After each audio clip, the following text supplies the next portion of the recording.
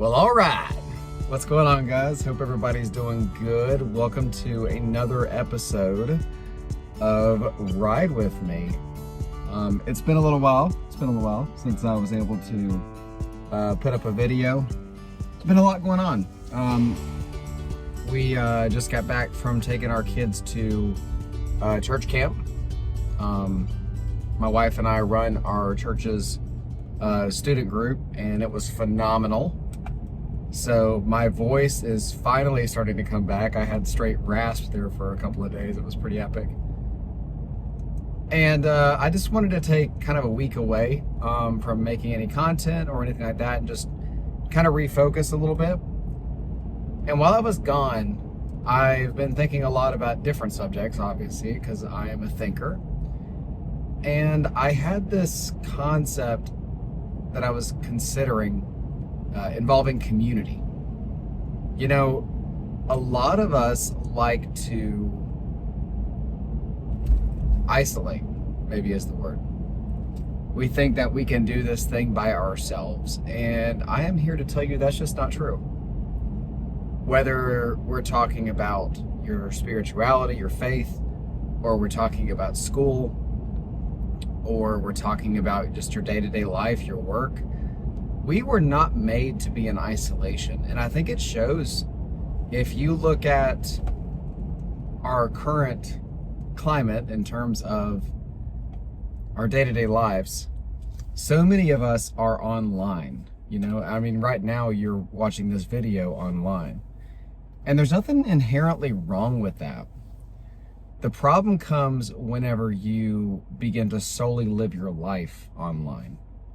And that may not be on purpose. You know, maybe you run an online business like I do, and a lot of your time is spent online. Some of you may have school online. Maybe your, connections are solely online because you're away from home, whatever the case may be. We like to live our lives online. And although the internet and the ability to connect across the world is an amazing thing, it's a very cool thing, it does kind of create a problem in that we were not made for isolation. It's really, really hard to read the room, to read the person whenever you're online. If you've ever been a part of an online class, it's really, really difficult to connect with other people in that scenario, even if you've got like discussion boards or something like that, or that you have to do, or that you have to reply to. It's still hard to connect. And there's some honestly good stuff out there, like Facebook and Instagram and all that you can connect and keep up with other people. I mean, I've got family in the other side of the world, or on the other side of the world, that lives in Germany, for example, and it's not really an option for me to be able to see them frequently unless we video call. But even that is from a distance, so online does offer some really cool aspects. The thing that online can't give you, though, is accountability. It's not able to see, or the person that's on the other end is not able to see or speak into your life and to see the things that you've got going on, to be able to call out some things if necessary, or just to check on you. You can get some of that online. I'm not saying that none of that can happen, but there is just something different about being in person with each other. It's really kind of a necessity. There's a lack of connection that happens whenever you are online versus in person. This is not a lecture on online is evil. I don't think online is evil. I've chose to build my business in the tech and online space, so I don't think it's evil. I do think that we were made to work in community. We're able to achieve amazing things whenever we are together. And like I said earlier, that's true across all different aspects of your life.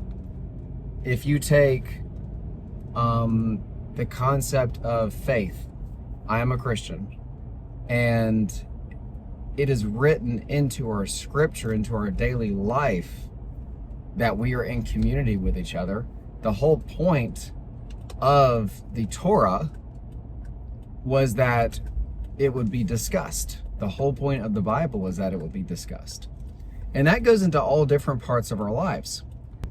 As many of you know, I also do martial arts. And I practice Hapkido. Well, Hapkido is a very fun art. I absolutely love it. Now, the downside to Hapkido, which every art has a downside, is it's kind of built with another person in mind.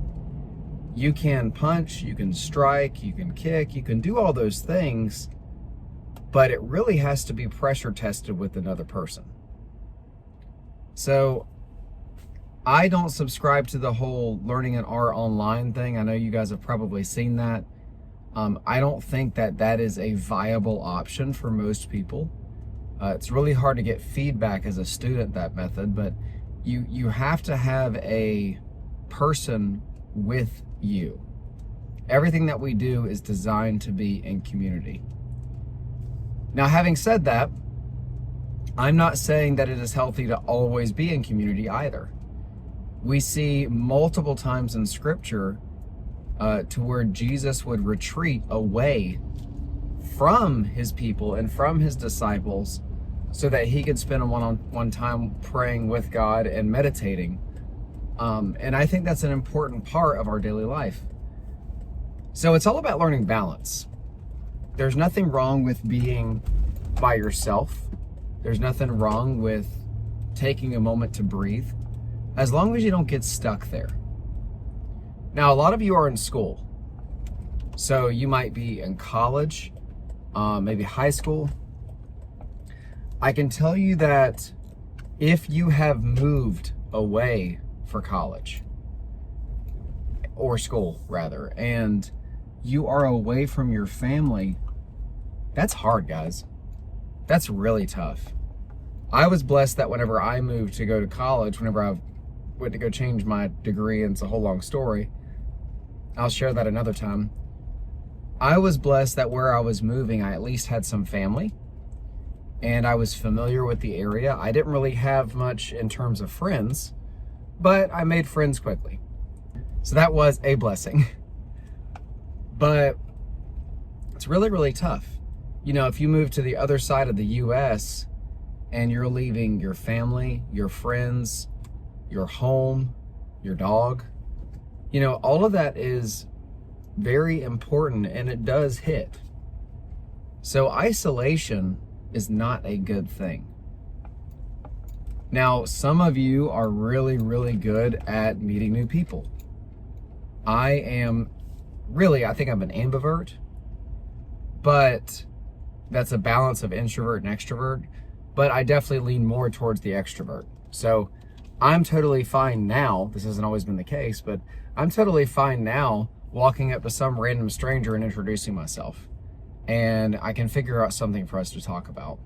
That doesn't really give me social anxiety. Now, there are other people that if you ask them to walk up to a stranger, they all but break down and might even need counseling after. So I fully respect those type of people. I'm not that kind of person. But there's a sweet spot on both spectrums on how do you handle this. It's really, really easy for me to go up to a stranger and talk. So what I struggle with is not meeting new people, it's boundaries. And figuring out boundaries and kind of setting the standard on what is your relationship going to be like. Now, I'm not talking about like, this isn't a life-threatening problem I deal with, but that's the other side of it to where I fit in is like, okay, I have spheres, if you will. I have an outer sphere of acquaintances, then I have friends, then I have good friends, and then I get more of like the truly best friend status, you know what I mean? The very close people. That's not a lot of people. And then I have my wife, who is my closest confidant. I don't like the word partner. You can use it if you want, but she is my wife. And that goes so much deeper than just somebody I've paired up with, in my opinion. Not telling you what to do, but that's how I view it.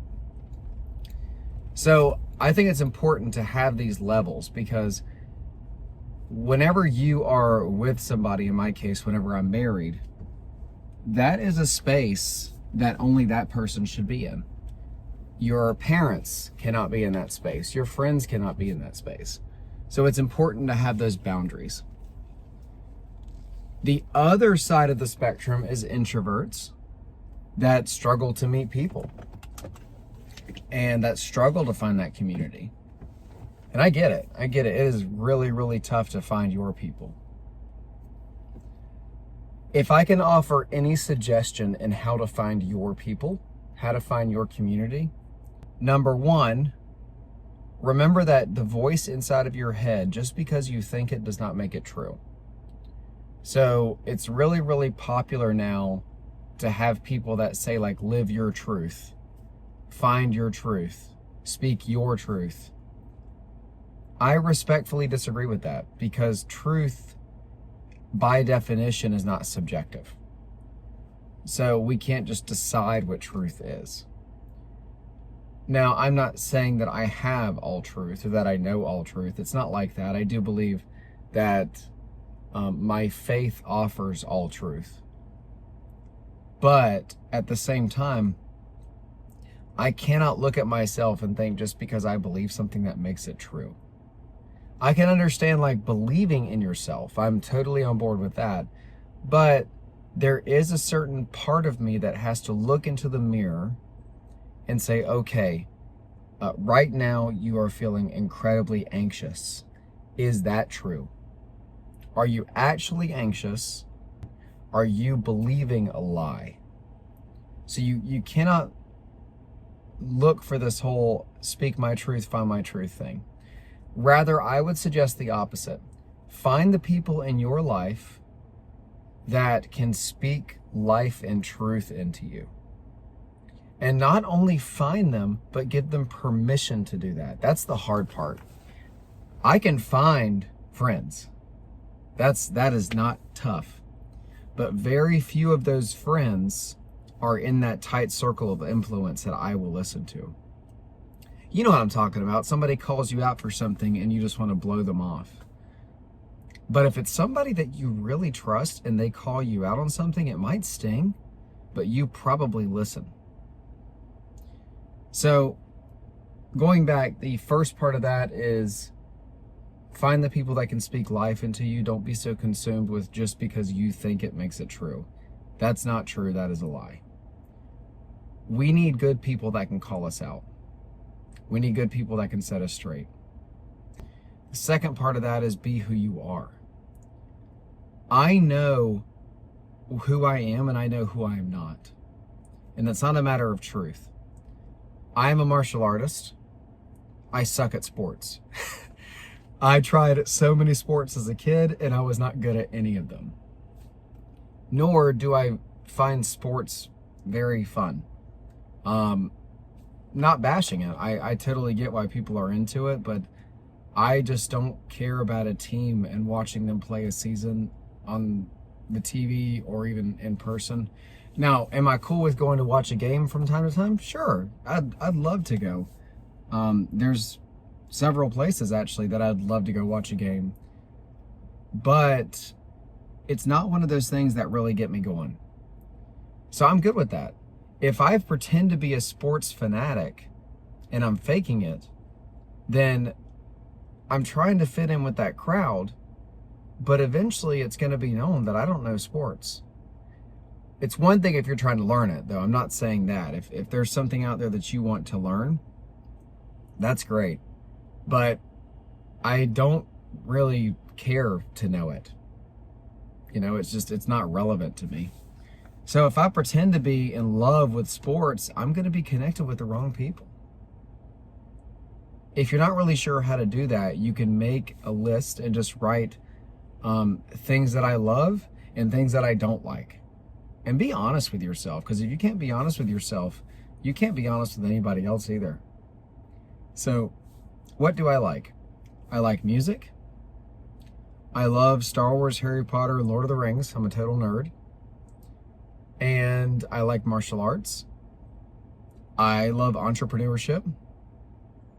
I love discussing my Bible. So the more honest I am with myself on the things that I like, the more people I'm going to find that are of like mind that I can connect with. Whenever I find those people, it's important though that I make sure that they can speak life into me. You don't need the kind of people in your life that are hype men all the time. I have a very close friend of mine, and if he's watching, he knows exactly what I'm talking about, that is one of my biggest supports. He is a root of my tree, if you will. Like, not everybody sees him or knows that he's there, but he is always there. He's also a hype man if necessary. And I'm lucky enough to have those kind of people in my life that has been built over time. Please bear that in mind too. But the more that you are like yourself, and the more that you are open to correction and can offer that correction, the more you find your people. So when we're talking about community, if I had to give you a driving home point, isolation is not good. Mold grows in isolation. Evil grows in isolation. Mold grows in dark, damp places by itself. So right now I'm wearing the shirt that says, "Step into the light." You gotta step into the light. You gotta get that out of isolation. And the thing is, whenever a light is shining, you see everything. So being in a place that you can be vulnerable is important. If you're that kind of person that feels like, oh, I'm so alone, I've got nobody, you may have had some bad things happen to you. Some stuff may have gone on that you could not help, and now you're in a place, you're in a predicament. Life happens. Life is real. But if you go through the rest of your life victimizing yourself and saying, poor me, but never doing anything about it, you believe that lie. So you have to choose to no longer believe the lie. You have to remember and choose the fact that you do deserve friends. You do deserve loved ones. You may have been hurt by family, and because of that, you don't trust anybody. Well, it sounds like you need to work on your trust. But you can't keep victimizing yourself. If I've ever learned anything in my walk with God, it's that whenever I ask for help, He always gives it. But He gives me processes. If I want help with forgiveness, and there's somebody that's wronged me that I want to forgive, God typically doesn't just wave His magic wand and give me forgiveness. He gives me some sort of situation that I can learn forgiveness. So if you feel like you're in isolation right now, maybe there's something to be learned here. But community is important, guys. You need strong community, especially whenever life is hard. But build that strong community before life gets hard, so that whenever the storm comes, you've got your battle brothers. You're ready to go. You're ready to fight this war, because wars cannot be fought alone. So that's what I've been processing. That's what's going through my head. I hope you like these videos. If there is anything that you would like for me to discuss, please throw it in the comments below.